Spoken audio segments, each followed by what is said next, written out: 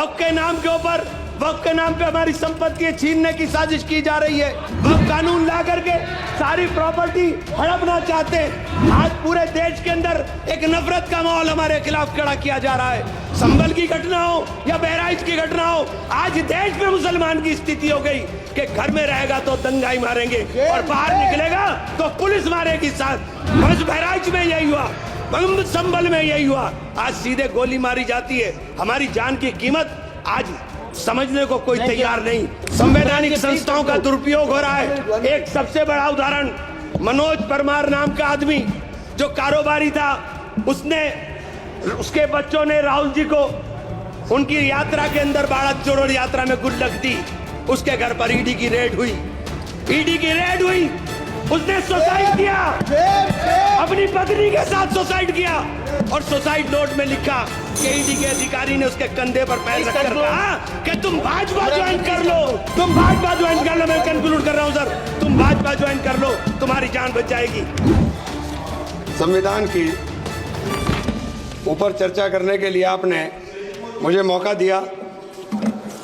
माननीय अध्यक्ष जी, जब भारत का संविधान बना उस समय देश के हालात क्या थे? आर्थिक हालात उस समय ये थे कि हम घरेलू सकल उत्पाद का जीडीपी केवल 2.7 लाख करोड़ यानी 794 रुपए प्रति व्यक्ति था। प्रति व्यक्ति आय 63 पैसे प्रतिदिन थी, 230 रुपए प्रति वर्ष।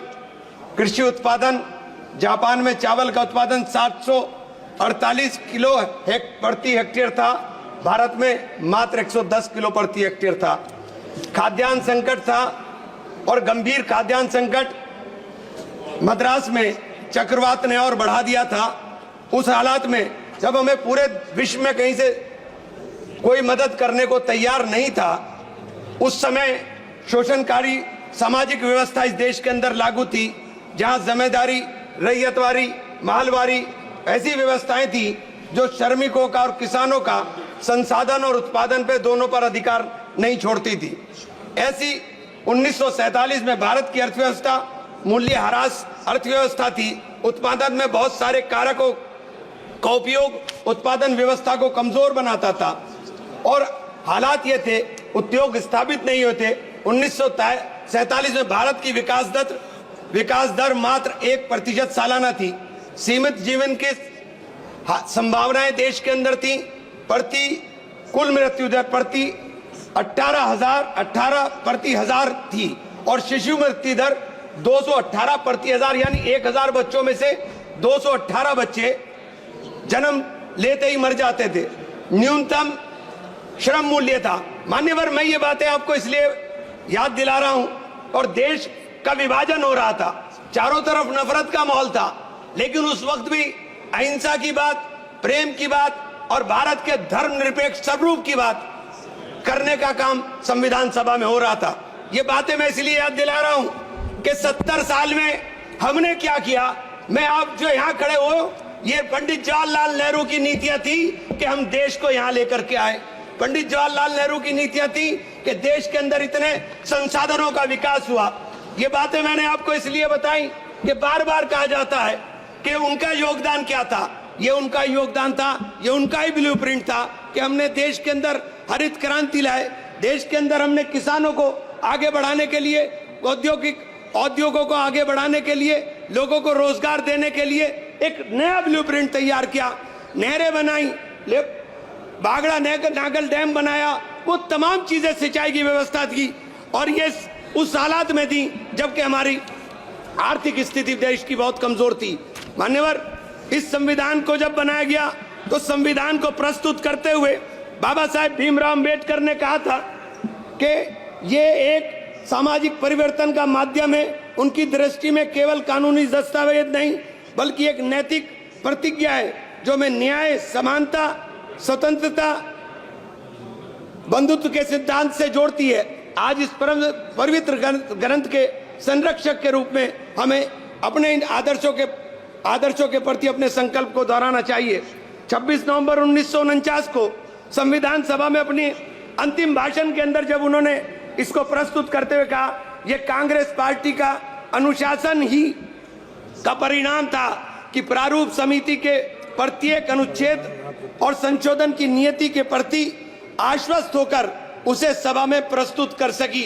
इसलिए इस सभा में संविधान प्रारूप संविधान के सुगमता के पारित हो जाने का सारा श्रेय कांग्रेस पार्टी को जाता है।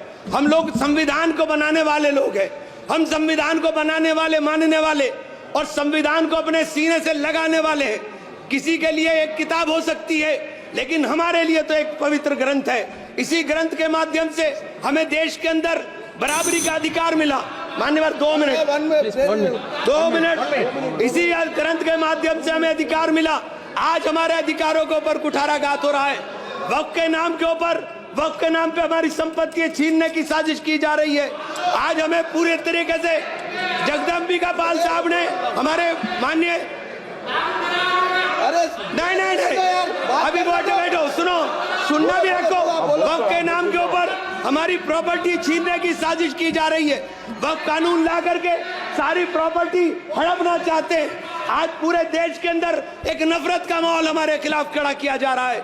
संभल की घटना हो या बहराइच की घटना हो, आज देश में मुसलमान की स्थिति हो गई कि घर में रहेगा तो दंगाई मारेंगे और बाहर निकलेगा तो पुलिस मारेगी। साथ मैं आपसे कहना चाहता हूँ, बस बहराइच में यही हुआ, संभल में यही हुआ। आज सीधे गोली मारी जाती है। हमारी जान की कीमत आज समझने को कोई तैयार नहीं। मैं आपसे कहना चाहता हूं मान्यवर कि आज जिस प्रकार से इन तमाम संवैधानिक संस्थाओं का दुरुपयोग हो रहा है, एक सबसे बड़ा उदाहरण मनोज परमार नाम का आदमी जो कारोबारी था, उसके बच्चों ने राहुल जी को उनकी यात्रा के अंदर भारत जोड़ो यात्रा में गुल्लक दी।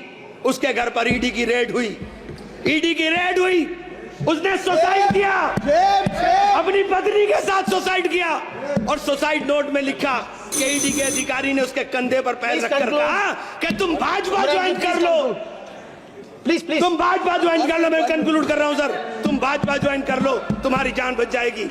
आज ईडी और सीबीआई का इस्तेमाल हमें डराने के लिए होगा। आज ईडी और सीबीआई का इस्तेमाल इन तमाम आवाजों को चुप करने के लिए होगा।